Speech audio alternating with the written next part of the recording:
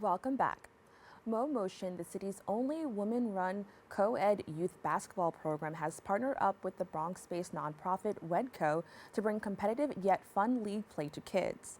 Joining me in studio to discuss the program is Maureen Holohan, the executive director of Motion Basketball, and Jamie Yellen, the youth program director for PS/IS218. Thank you both so much for joining me. Thank you. Thank you. Now, Maureen, before we discuss the partnership a little bit further, can you tell us a little bit more about Motion Basketball?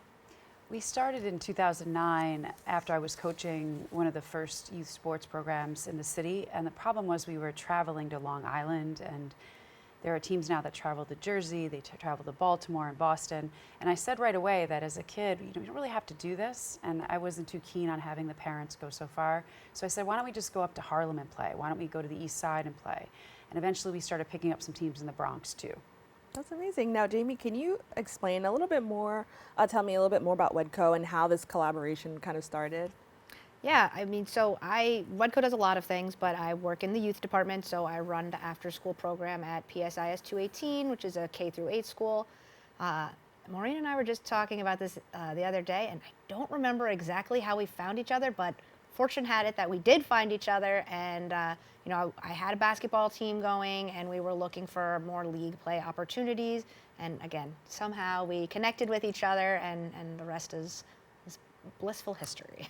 Now, I want to, kind of mention that we had the privilege or, the great opportunity to talk a little bit before the interview and talk about sports. And I was just kind of thinking about my own experience and how, there weren't a lot of opportunities to play sports and then, play sports competitively. Can you talk about the importance of having that opportunity for kids? Well, I think what we're finding across the country is that youth sports is a $40 billion industry. So what's happening is that parents feel the pressure of missing out, and they feel the need to put their kid into travel. And that's 3rd grade, 4th grade, 5th grade, and it's really expensive. When I grew up, my dad had the keys to St. Jude's gym. I don't remember paying any coach until we were recruitable college athletes. So what's happening is that with the pay-to-play model, is that people who can pay or take out loans to pay or go in debt to pay are paying, and then a lot of the kids who can't afford to pay are kind of being gutted as far as what's left behind in the neighborhoods. So this is a really interesting time in our youth sports history, is are we going to go back to having recreational play to be with friends, play to get the uniform, play to have a sense of purpose, or is it all going to be elite travel that isn't really elite? And, with that, I just thinking about it, I didn't even think about all the cost that goes into it, just having the uniforms and the access to, places to practice. So many different things go into that. And, now that we're talking about it, how does this affect particularly families in places like the Bronx where, not only may they not have like the resources, but the parents are kind of busy with work and trying to making sure the home is, kind of in a stable condition. Can you talk a little bit more about that experience? Yeah, I mean, I think it's really important for WHEDco and for more organizations too to offer as much free programming as possible, because exactly what you said, like access isn't there for the youth, and parents are being pulled a million different ways, and then we're losing out on the organized sport experience for those youth because they're playing still, but they're playing pickup basketball or pickup soccer or whatever activity it is they're doing. They're just going to the park and doing it with their friends and finding time, and then they're kind of missing out on a lot of the sort of the benefits of playing in a more structured environment. So like I said, for WHEDco, access is so important to us, and making sure that everything is free for our participants, and that they're getting the same experience that anyone in a more affluent area would also have access to. Now, how did the pandemic affect the program? Well, Motion is based largely out of the Upper West Side, Upper East Side, and Harlem. And we happened to renovate a bunch of courts right before the pandemic outside, never thinking it would serve us, but we did it for the community. And we then needed those hoops to survive the pandemic. But one of the things that's important to also point out is usually parents like to pick a sport or activity that is close to their home. Mm-hmm. At least my parents did with 4 kids, and my dad would pick up everybody in the neighborhood on the way to practice and bring them all back. So with travel, you can imagine having to go to a different borough to play on a travel team is really stressful for somebody who's trying to hold 2 jobs like my mom and dad were. And then the second thing is girls tend to be the last to be served in situations where you have a very competitive environment. So during the pandemic, I found a lot of girls were not getting what they had been getting. And then two, a lot of kids travel-wise, everybody was afraid to travel. Playing indoor in a basketball gym was risky for some people. So the outdoor sports ended up scooping up a lot of the kids. So they're the ones coming out of the pandemic with much higher numbers, lacrosse, soccer. And basketball, the only thing about basketball that is great is it's a very low barrier to entry as far as you need a ball and you can go outside, and there's all over New York, we're in the Bronx, there's the famous courts. So there is a lower barrier of entry to lower cost, but there are costs to getting gym spaces, paying for coaches. A lot of coaches also were being paid a lot of money for private sessions, and we could never get them back into like a reasonable hourly coaching wage for a group of kids who couldn't afford to play. Now, I want to touch on something that I think is super important, and that is the mentioning of girls within this sport. Can you just explain why it's so important to have, not only this sport available for girls to play, but in a competitive way?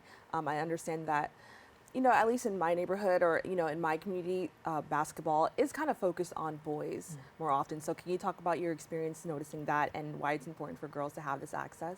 Well, I think for Jamie, if you want to tell the story about the girl on the boys team out of your program. Yeah, so we started with just, when we started the basketball program, when I started it there, because it had a former iteration, it, was almost 10 years ago, and it was only boys that were interested. And then one of the young girls, her older brother was on the team, and she was like, I want to do it. And it was just middle school boys at that time, and she was in like 3rd or 4th grade.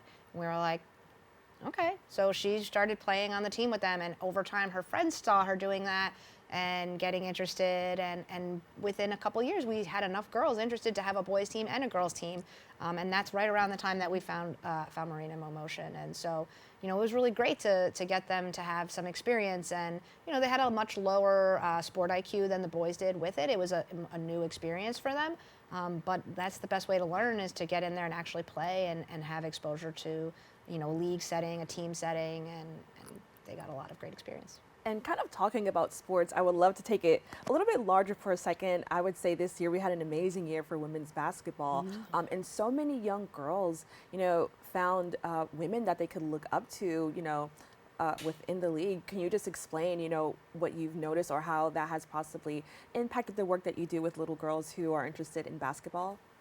Well, Angel Reese is always talked about hand in hand with Caitlin Clark, but if you were to watch the way both of them play, they play with this relentless, wild abandon, unapologetic. I mean, Angel Reese's output is remarkable. She set rebounding records her freshman year in the best women's basketball league in the world. So people saw that, and they saw the pride they took in that. And that's really important for girls to see it. Representation does matter, as we've learned this week how hard it's been, because we really want to see more women in leadership positions. And the other thing, keep it on the simplest level, is what you mentioned, is kids really want to play with their friends. And I have to say that even though that trophy's kind of cool, there's nothing like giving those kids a uniform. They just love getting their uniforms, much more than a trophy. And it gives them a sense of purpose. So if you give a kid a reason to get out of bed in the morning, the way basketball gave me, and you give them a role model, and you give them a team to go to, I mean, they're going to be inspired to do better every day. And I kind of want to expand on that. What are the benefits of being in a sport? What benefit does that have on, just their personal confidence, their self-esteem, and also how does it impact them educationally? For me, I think there's a lot of like social and emotional benefits, as well as obvious physical benefits. So they are learning how to work together, how to communicate more effectively, obviously leadership skills. And once they have sort of, as Maureen hinted at, like something to get out of bed in the morning for, I think you start to see that they find they what success feels like and what being passionate about something feels like, and they start to want to mirror that feeling in other areas of their lives. So we do then start to see more academic growth. And, in our program, we want those two things to go hand in hand. So, we are kind of keeping track of what their grades are looking like. We have a partnership with the school that we work with. So, we're seeing what their report cards are. We're seeing where we can provide them extra academic support, because we want them to be a well-rounded and successful individual. Now, I understand that the registration for the winter of 2025 is now open. Can you tell us what people need to know before applying? Well, the whole model for the Gotham Basketball League is I formed the league to include teams who have paying kids and then teams who don't have paying kids. So people form their teams like the Knicks and the Lakers, and we all jump into this Gotham Basketball League. So if you want to reach out to figure out if you can join some of the clinics and get your kids involved, we are going to hopefully offer some clinics up in the Bronx at Jamie's facility. So you could reach out to me at momotion.org, mo@momotion.org, to find out where we can do these free clinics, when we can do them, and get a little bigger picture of what the pay-to-play model is doing to help those who can't afford to pay for youth sports. And what are some traits that you would love a kid to have, if they're interested in signing up and being part of the team? Well, I'm going to pass this to Jamie, but before, I just want to add, I think one of the greatest things about sports is you can be honest with kids. If they are making a mistake and you ask them to not make the mistake, you can take them out. You can put them on the bench and say, you have to improve that, or we can't put you back in. And that's important no matter who the child is. So that's one of my favorite things to say at this point, because people are sometimes afraid to criticize a child too much, and sports is a great place, very safe place to do it. Yeah. So we do tryouts for our basketball team with the kids because it's very high demand. They all want to be a part of it.